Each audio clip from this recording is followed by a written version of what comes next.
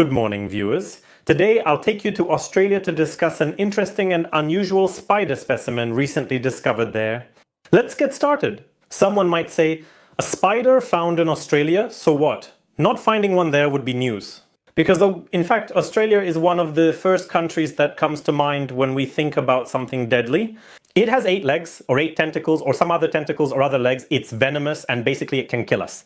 Australia is a continent with an unusually high concentration of highly venomous and deadly creatures. However, the spider I'll talk about today isn't rare or unusual and is actually quite famous worldwide. However, what's impressive is the size of the specimen that was found. Dear friends, meet Hercules. Here he is. Hercules is an ordinary spider shown next to a cap for scale so you can see his size. Yes, I suspect he would fit on half a hand. And here, the sensation is definitely not about finding a big spider. The sensation of finding a big spider. For example, if this spider was found in Poland, it could become a sensation. We know these situations occur. About 2 or 3 years ago, a tarantula escaped from someone's breeding and was found in central Wrocław. And spoiler alert, no, it wasn't my tarantula. The tarantula was from the species Nandu chromatus, which has actually changed its name and is now called Vitellius chromatus. And that spider was later picked up by my friend. Stories about big hairy spiders in Poland are rare, but when they occur, they become a national sensation. However, Australia has its own rules, and things like that don't happen there, meaning there's almost never any sensation. Why is this situation different? Why did people start writing about this spider, even though it was already popular? To understand this, you need to know what we're dealing with, the type of spider, and why it's famous. The spider that has been called Hercules, this is Atrax, the so-called famous Australian funnel web spider.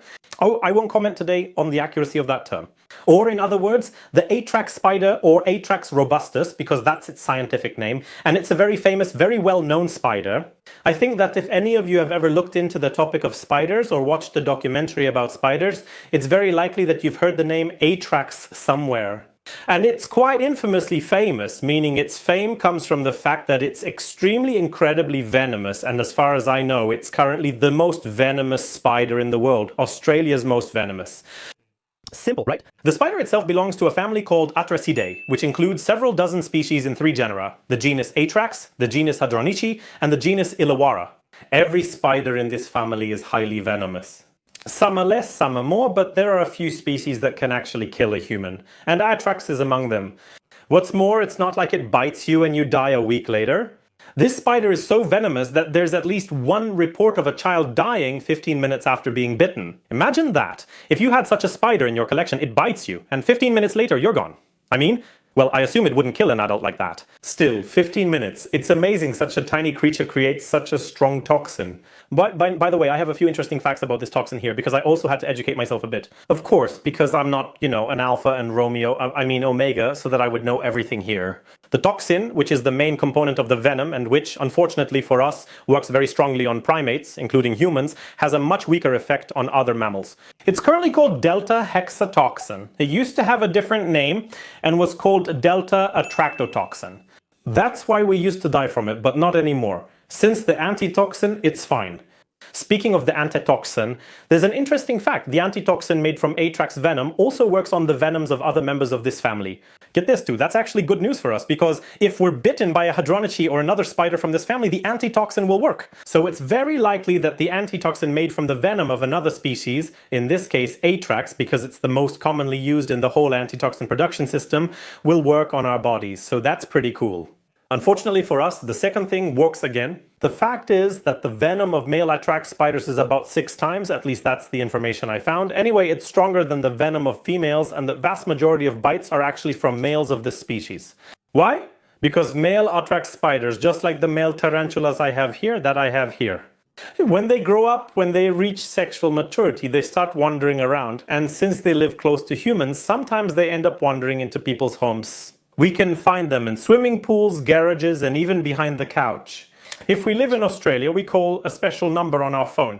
A man comes, grabs the spider, and leaves to extract its venom for antitoxins. Yes, that's more or less how it works there in Australia, because the males wander around and, in quotes, are quite aggressive. It doesn't take much to throw this spider off balance. A small puff of air is enough. They're highly defensive and easily provoked to bite, because they're near humans, have a certain temperament, and roam freely. It's just easy to come across one, and these bites keep happening.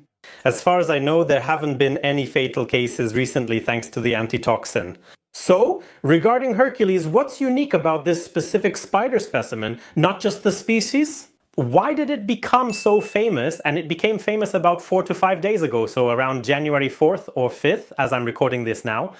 And that's when various articles about this discovery came to light. It's big, it's black, and it's deadly. When I first saw Hercules, I thought it had to be a female because it was so big. From what we can read on the Smithsonian, the spider was found about 50 miles north of Australia's capital, Sydney. I was testing you, Australia's capital is Canberra, not Sydney.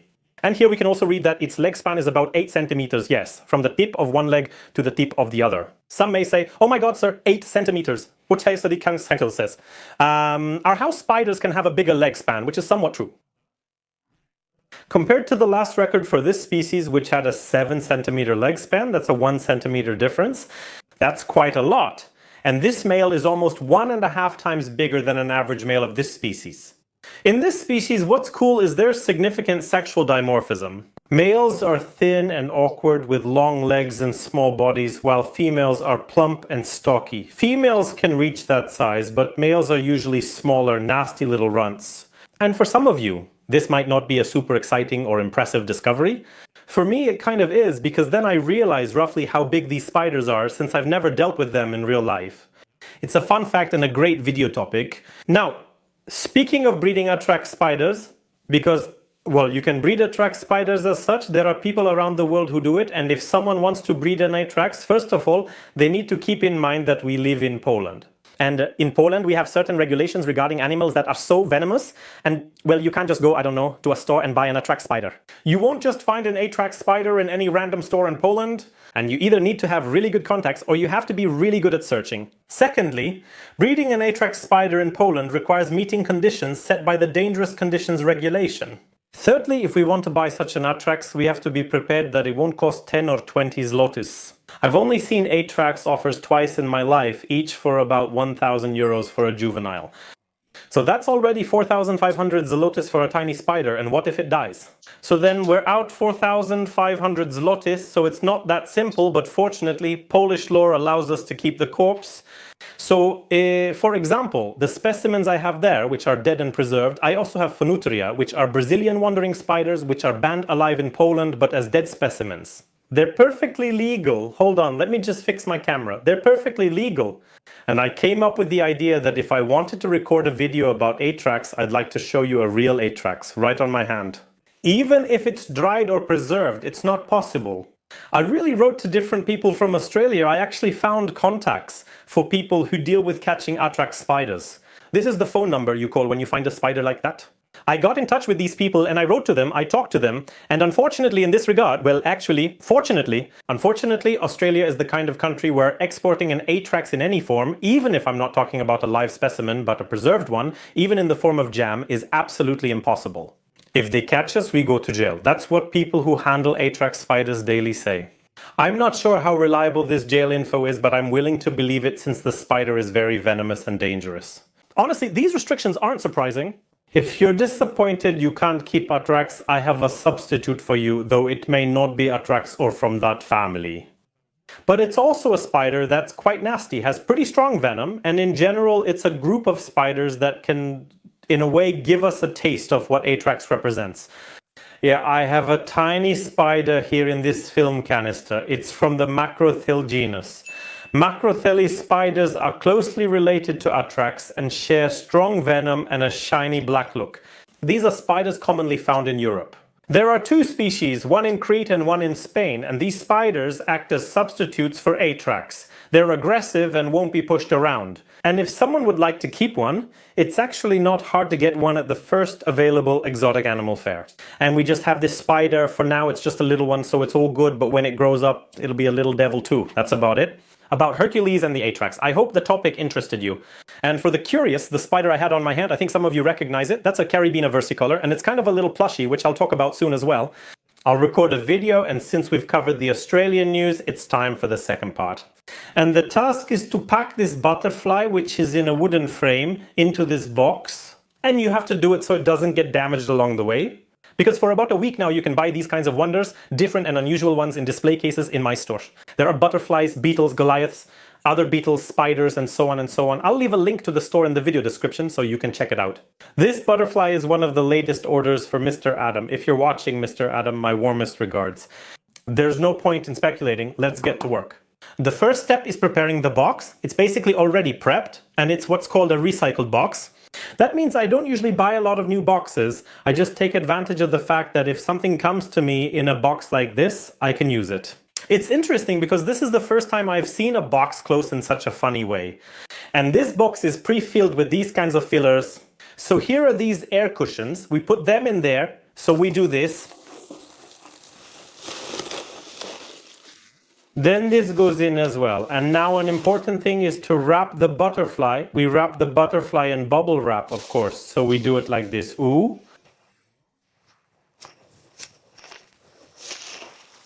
That's enough. And now we go tick, tick, tick. This is not the first, not the 10th, not even the 20th butterfly that I've packed like this. And they all arrived intact. So it's a pretty reliable packaging method. And I hope, that nothing will happen here either. A scythe and a butterfly packed like this. We put it in here like this. Oh, and now the stickers. I have the stickers here. I just need to reach for them now. Oh, something fell there. 2 big ones, 2 small ones. Perfect. Oops. And we put it all on top here. And the last element. This is a filler made from thick paper that I had left over from some previous big shipment. And it's really great for packing. And you can do it like this now. And now, click. Cover it nicely. Now we close the package like this.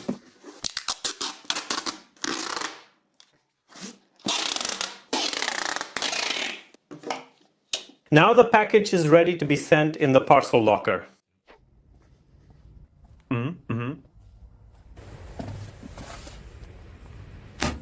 Nice. Now that's really the end.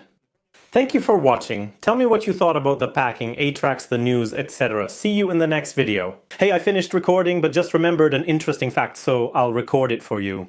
Until 2010, only Atrax robustus was known. It was the one and only Atrax in the world. In 2010, an excellent 100-page paper was published on this family, describing each species individually. I'll leave a link to this paper in the description for you. The paper was written by Mr. Gray, who unfortunately passed away in July last year. He was a renowned arachnologist who specialized in Atrax, highly venomous Australian spiders. You can read it if you want to learn more. It's a fascinating, detailed paper full of information.